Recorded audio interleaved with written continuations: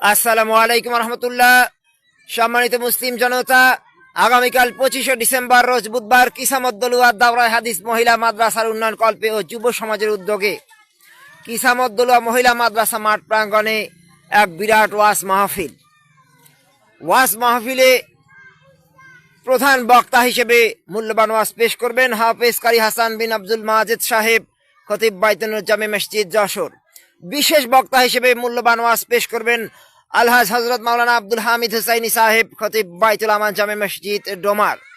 বিশেষ বক্তা হিসেবে আরো মূল্যবান ওয়াজ ফরমাইবেন হাফেজ হযরত মাওলানা আকরামুজ্জামান সাহেব, মুহতামিম মাদ্রাসা ইজাবালে নূর হাফিজিয়া মাদ্রাসা, খতিব উত্তর চৌরা কেন্দ্রীয় জামে মসজিদ।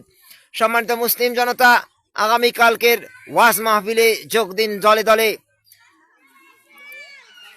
কিসামদ্দলুয়া দাওরায়ে হাদিস মহিলা মাদ্রাসার মাহফিলে যোগ দিন দলে দলে। মহিলা মা বোনদের জন্য প্রজেক্টরের